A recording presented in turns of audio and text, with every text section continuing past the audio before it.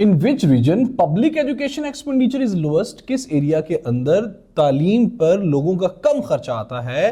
तमाम तरह एरियाज में से यूरोप है, एशिया है, अफ्रीका है, कहाँ पे है? तो सेंट्रल एशिया के अंदर education is the cheapest with respect to the public expenditures, मतलब लोगों के कम पैसे लगते हैं वहाँ पे as compare to the.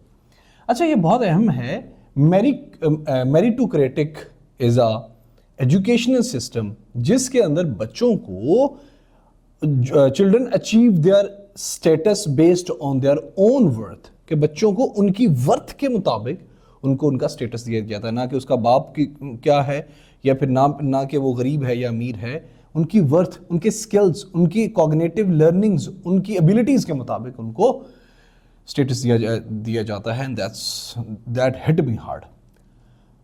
Bowls और गिनेट्स ने 1976 के अंदर मार्क्सिस्ट थीसिस दिया था ऑन द स्कूलिंग, जिसके तहत कैपिटलिज्म, अंडर कैपिटलिज्म जो स्कूलिंग होती है ना, उसमें 3 कैरेक्टरिस्टिक्स बेसिकली होती हैं। एक तो ये कि जो स्टूडेंट्स होते हैं ना ऑफ द स्कूल, ये life corresponds to the structure of the working life. School के अंदर जो लाइफ होती है ना, वो कोरिस्पॉन्ड्स टू द होती है टू द वर्किंग लाइफ, मतलब वो मुशाबहत मुताबिकत रखती है जो वर्किंग लाइफ होती है। ठीक है, तो education is great divider not a leveller, वो कहते थे उनके उस थीसिस के अंदर।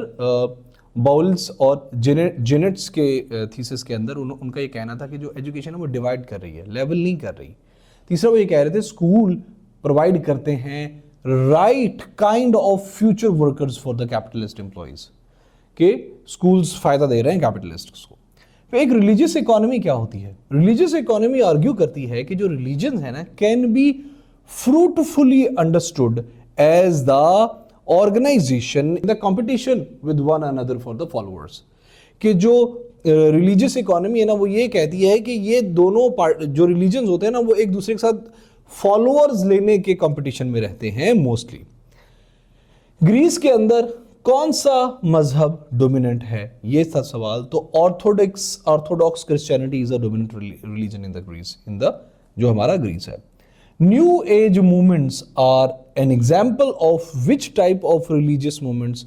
तो वर्ल्ड अफर्मेशन मूवमेंट्स के एग्जाम्पल्स हैं new age movements. Which is not ethical religion, इनमें से कौन सा मजहब एथिकल नहीं है? बुद्धिज्म नहीं है, ताओइज्म नहीं है, या हिंदुइज्म नहीं है? तो right answer is Hinduism from them is not ethical religion. Durkheim के मुताबिक रिलीजन सेपरेट करता है ऑब्जेक्ट्स को और सिंबल्स को, किस दो जगहों पे सेग्रीगेट करता है।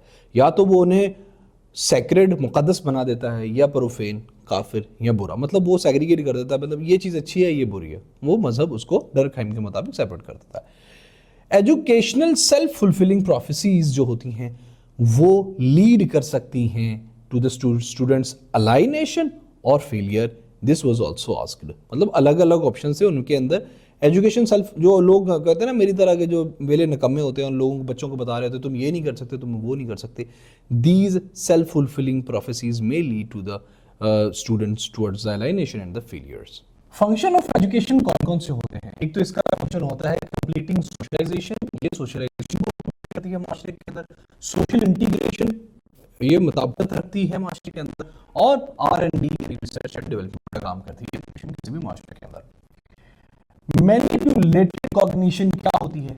This is a relatively permanent change in behaviour, ये मुस्तकिल तब्दीली होती है रवैये के अंदर। और capability that results from the experiences, जो भी हम एक्सपीरियंस से हासिल करते हैं उसमें उसकी वजह से मुस्तकिल चेंज होती है हमारी कैपेसिटी, कैपेबिलिटी या बिहेवियर के अंदर। सेकुलराइजेशन थीसिस क्या कहता है? ये कहता है it states that the sacred considerations gain ascendancy over the secular considerations, लोगों की जो मुकद्दस तरजीहात होती हैं वो गलबा हासिल कर लेती हैं ओवर द जो गैर मुकद्दस या गैर मजहबी, गैर मुकद्दस नहीं, गैर मजहबी उनकी जो कंसीडरेशंस होती हैं उन पे। मैनिफेस्ट फंक्शन कहता है कि purpose of education is to help the students to acquire the skills that they need to successful in the society, कि तालीम का मकसद है। मैनिफेस्ट फंक्शन ये कहता है, तालीम का ये फंक्शन है कि वो लोगों को इस काबिल इतने स्किल्स दे सके कि वो कामयाब जिंदगी गुजार सके मुआशरे के अंदर। बाउडी वो कहता है, वो एट्रीब्यूट करता है the reproduction of class to the cultural capital, कि जो क्लास की रिप्रोडक्शन है वो उसको कल्चरल कैपिटल के साथ एट्रीब्यूट कर देता है, मुंसलिक कर देता है। कल्चरल रिप्रोडक्शन क्या है? This is a process by which schools help to prepare social and economic inequalities across the generation. Cultural reproduction एक प्रोसेस है जिससे स्कूल्स मदद करते हैं तैयारी करने में मुआशी और माशरती जो इनइक्वालिटीज हैं अक्रॉस द जनरेशन।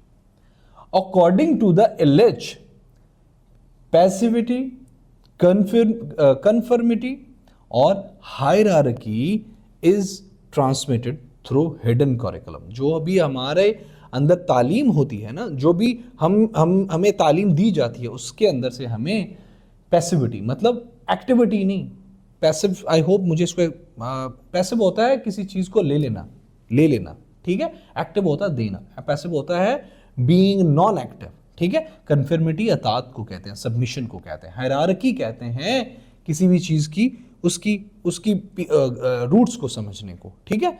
तो इलिच के मुताबिक जो हमें तालीम दी जाती है उसके अंदर ये तीन चीजें हिडन करिकुलम में शामिल होती हैं, and that's make them science as well. फिर वो बात करता है माइनॉरिटी ग्रुप्स की क्या क्या प्रॉपर्टीज होती हैं। एक तो वो रेशियल और कल्चरल सेल्फ कॉन्शियसनेस होती है उनके अंदर, दूसरा उनके अंदर हेरिडेटरी होती है, और तीसरा कहीं ना कहीं सोशली, पॉलिटिकली, इकोनॉमिकली, कहीं ना कहीं इंटेलेक्चुअली, साइकोलॉजिकली वो लोग क्या हो रहे होते हैं, एक्सप्लॉइट हो रहे होते हैं या ऑप्रेस हो रहे होते हैं। The sociological perspective on race ये कहता है, वी कंसीडर करता है that race as a social construction है। जो रेस है सोशियोलॉजी के अंदर ये एक सोशली कंस्ट्रक्टेड है, एक्चुअली में इसका कोई और मसला नहीं है।